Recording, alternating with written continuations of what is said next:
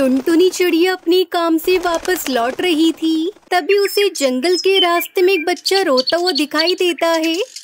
क्या हुआ? तुम यहाँ बैठकर क्यों रो रहे हो? तुम्हारी माँ कहाँ है? दीदी, 2 दिन पहले एक हादसे में मेरे माँ बाप की मौत हो गई है और मेरा घर कहाँ है मुझे पता नहीं है। माँ पापा के मरने के बाद मेरा ख्याल रखने वाला कोई नहीं है। मुझे बहुत भूख लगी है। जब भी मैं पक्षियों से खाना मांगने जाता हूँ वो लोग मुझे डांट कर भगा देते हैं। आप मुझे थोड़ा सा खाना खिला सकती हो? उस मासूम बच्चे को रोता देख टुनटुनी चिड़िया का दिल पिघल गया।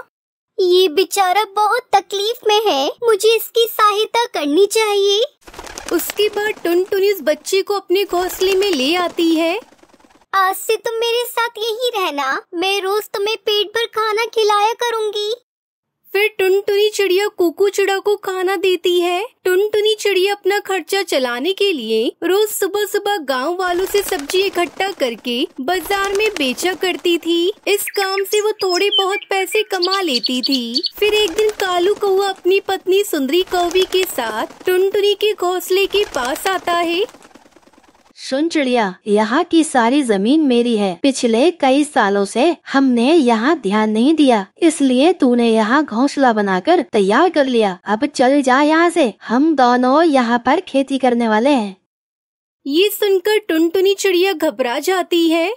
देखिए कालू भैया, मैं मानती हूँ कि ये जमीन आपकी है, लेकिन मैं इस बच्चे के साथ यहाँ रहती हूँ। अगर आप हमें यहाँ से भगा दोगे तो हमारे पास रहने के लिए कोई दूसरी जगह नहीं है, इसलिए हमें यहाँ से मत निकालो। अरे हमने तुम भिखारियों का ठेका ले रखा है क्या, जो हम तुम्हारे बारे में सोचने बैठेंगे? हम तो सिर्फ अपने फायदे से मतलब रखते हैं और तुम दोनों निकल जाओ यहाँ से, वरना मुझसे बुरा कोई नहीं होगा।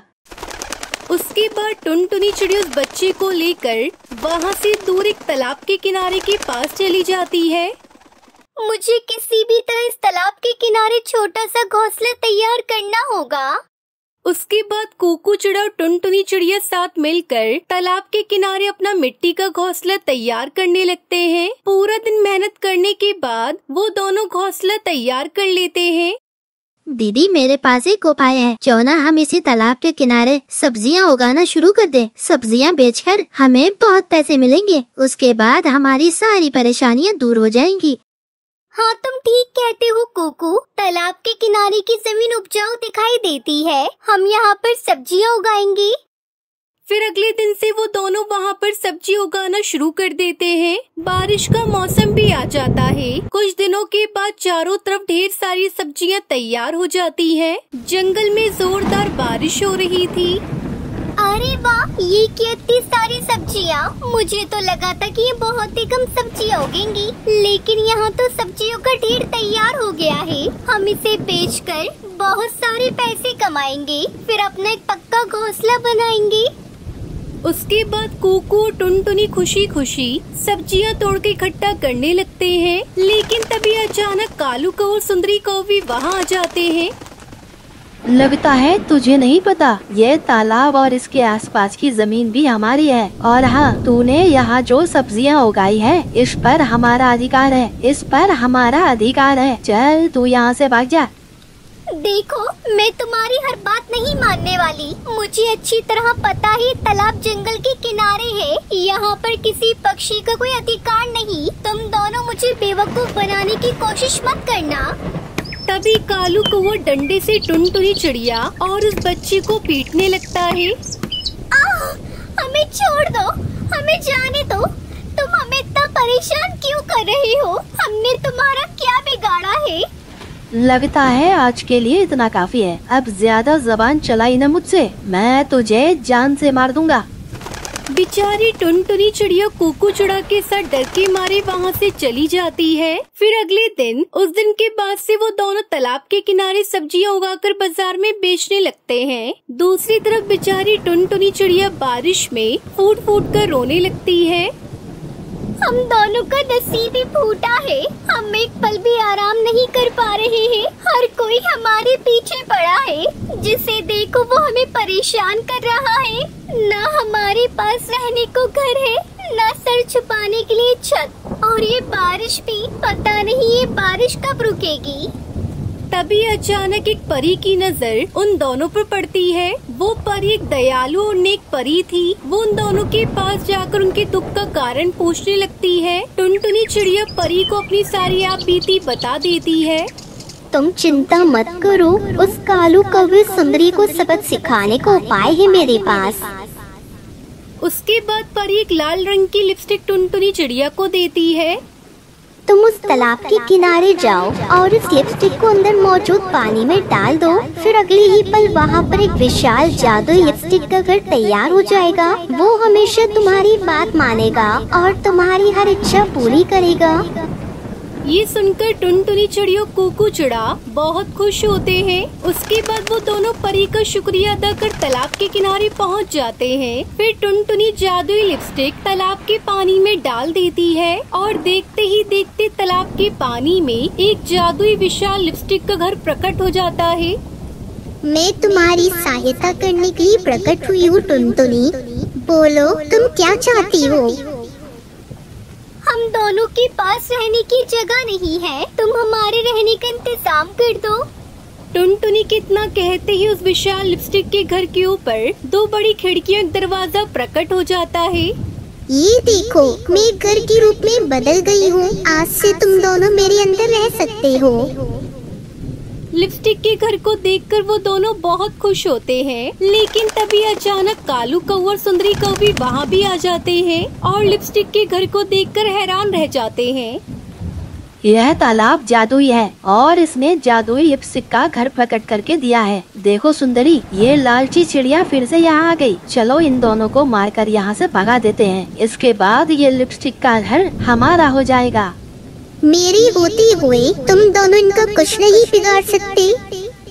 उसके बाद जादुई लिपस्टिक का घर उन दोनों को खूब बिजली के झटके देता है और साथ ही उनकी डंडे से पिटाई करता है। उसके बाद लिपस्टिक का घर उन दोनों के सर पर दो बड़ी बड़ी विशाल लिपस्टिक प्रकट कर देता है। अरे ये लिपस्टिक बहुत ही भारी है, कोई इसे मेरे ऊपर से हटाओ, मुझसे इसका वजन नहीं सहा जाता।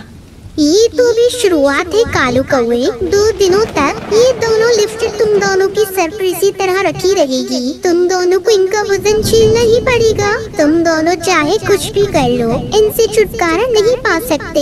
यही तुम दोनों की सजा है। चलो भागो यहाँ से। फिर जादुई लिपस्टिक का घर कालू सुंदरी को बिजली के झटके देते हुए वहाँ से भगा देता है। उस दिन के बाद से टुनटुनी चिड़िया कुकू चिड़ा के साथ तालाब के किनारे ढेर सारे लिपस्टिक की खेती करके उसे बाजार में बेचने लगती है। धीरे धीरे उन दोनों की गरीबी पूरी तरह दूर हो जाती है और वो दोनों खुशी खुशी अपने जादुई लिपस्टिक के घर में रहने लगते हैं। बंटी नाम का एक कबूतर अपनी बीवी टुनटुनी और उसकी 1 साल की बेटी चंचल के साथ एक जंगल में रहता था। वहाँ के पंछी अपना गुजारा खेती बाड़ी से करते थे। वो पक्षी हर प्रकार के अनाज तथा सब्जियाँ और फल उगाते थे। बंटी उस जंगल में खुद के और पक्षियों के अनाज को शहर में अच्छे दामों में बिकवाता था। उसके शहर में रहने वाले पक्षियों से बहुत अच्छी पहचान थी, इसलिए जंगल के सब पक्षी अपना अनाज बंटी कबूतर से ही बिकवाते थे। हर बार की तरह इस बार भी जंगल के पक्षी चावल और गेहूं की फसल काट कर रख रहे थे। इस बार बहुत ही ज्यादा अनाज का उत्पादन हुआ है। इस साल बहुत मुनाफा होगा। हाँ जी, इस बार तो आमदनी खूब होगी। कुछ दिन में ही आप इन अनाजों को शहर जाकर बेच आइए। इस बार हम अपना पक्का मकान जरूर बनाएंगे। आप तो जानते ही हो, बारिश का कोई भरोसा नहीं है, कब आ जाए किसे पता। उन दोनों की बातें उनके ही जंगल में रहने वाला कालू कौवा सुन रहा था। अरे भैया, क्या बात है, आप तो पक्के मकान बनाने की बात कर रहे हो। अच्छा है, सबकी तरक्की देख मुझे बहुत खुशी हो रही है। मेरा भी अनाज शहर में जाके अच्छे भाव में बिकवा दीजिए। पिछली बार ज्यादा मुनाफा नहीं मिला था, इस बार थोड़ा कोशिश कीजिए कि अच्छा मूल्य मिल जाए। जंगल के सब पक्षी हंसी खुशी से बातें कर ही रहे थे, तभी अचानक तेज हवा चलने लगी। फिर जोर से बारिश होने लगी। सभी किसान अपनी फसल खेत में ही छोड़कर वहाँ से निकल जाते हैं। वो सोचते हैं कि थोड़ी देर में बारिश चली जाएगी तो दोबारा अपने काम में लग जाएंगे। अरे ये बारिश तो बढ़ती ही जा रही है। ऐसे ही चलता रहा तो हमारा पूरा अनाज नष्ट हो जाएगा। बारिश जल्दी ही खत्म हो जाएगी। तेज हवा चलने के बाद बरसे बादल किसानों पर आफत बनकर टूटे। जंगल के सभी पक्षियों ने गेहूं और चावल की फसलें खेत में ही छोड़ रखी थी। उन्हें बस सुबह होने का इंतजार था। सुबह होते ही जब सभी पक्षी खेत में पहुँचे, तब वहाँ का नजारा देख वो पक्षी दंग रह गए। बारिश के कारण अनाज की फसल बर्बाद हो गई थी। इसके अलावा फलों और सब्जियों की फसल भी बर्बाद हो चुकी थी। हे भगवान, ये तो अनर्थ हो गया। पूरी फसल नष्ट हो गई। इस बार तो सबसे ज्यादा उम्मीद थी। लगता है हमें किसी की नजर लग गई। अब हमारा क्या होगा? हम क्या खाएंगे? सभी पक्षी बची कुची फसल वहाँ से उठाकर निराश होकर अपने घर चले जाते हैं। तभी कहर बनकर बारिश फिर आ जाती है। इस बार पहले से भी ज्यादा बारिश होने लगती है। बारिश के साथ साथ अब ओले भी पड़ने लगे।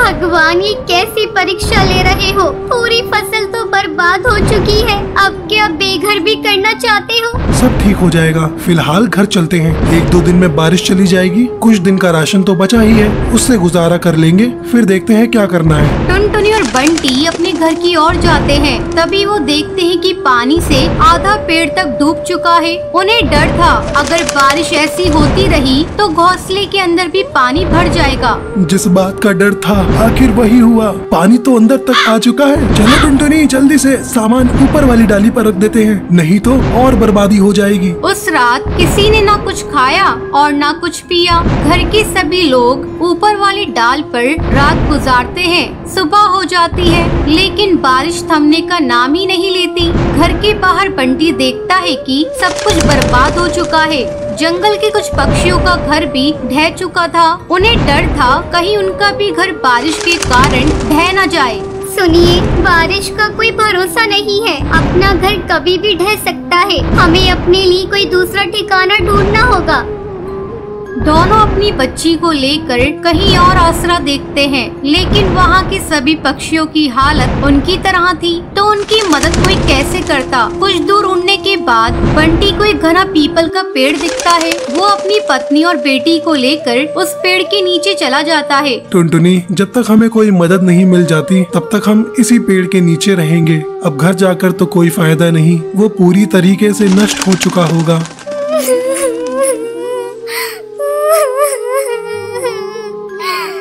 आखिर ये सब हम गरीबों के साथ ही क्यों होता है? लोगों के लिए हम अनाज बोते थे और अब खुद दाने दाने के लिए मोहताज हो चुके हैं। आज तो जैसे तैसे गुजारा हो जाएगा, लेकिन कल का क्या?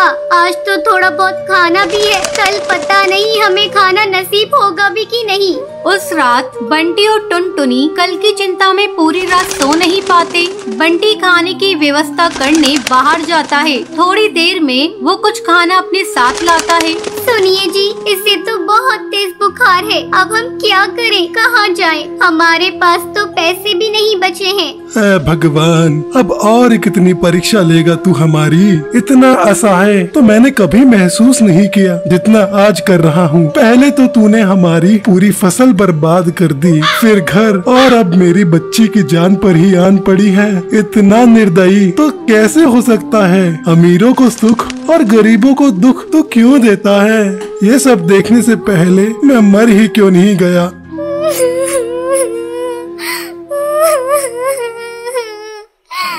ऐसा मत कहिए जी, आपके बिना हमारा क्या होगा?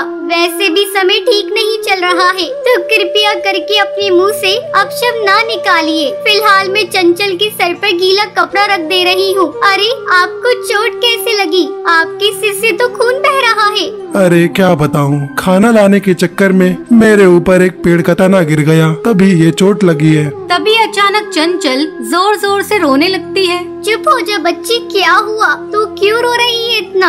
अरे, इसका बुखार तो बढ़ते ही जा रहा है। मैं क्या करूं? कुछ समझ नहीं आ रहा है। पानी से सर पर पट्टी भी लगाकर देख ली, पर कोई असर नहीं हो रहा है। मैं इसे कुछ खिला देती हूँ, शायद तबीयत में कुछ सुधार आ जाए। ठीक है, तुम इसे कुछ खिला दो। मैं बाहर जाकर देखता हूँ, कहीं से कुछ मदद मिल जाए। बंटी जैसे ही जाने लगा वैसे ही अचानक बाढ़ राहत कार्यकर्ता की नजर उस पर उसके परिवार पर पड़ती है। पूरी बात जानने के बाद उन्होंने उनकी मदद की और राहत शिविर में ले गए। वहाँ जाकर चंचल का इलाज भी हुआ और बंटी के सर में चोट लगी थी, उसकी मरहम पट्टी भी हुई। कुछ दिन बाद जंगल के राजा की तरफ से बाढ़ पीड़ितों को मुआवजा भी मिला। बंटी अपने परिवार के साथ जंगल लौट जाता है। वहाँ जाकर वो एक पक्का मकान बनवा लेता है। अब वो पहले की तरह फिर से खेती बाड़ी करने लगता है। अब दोनों की जिंदगी अच्छे से बीत रही थी।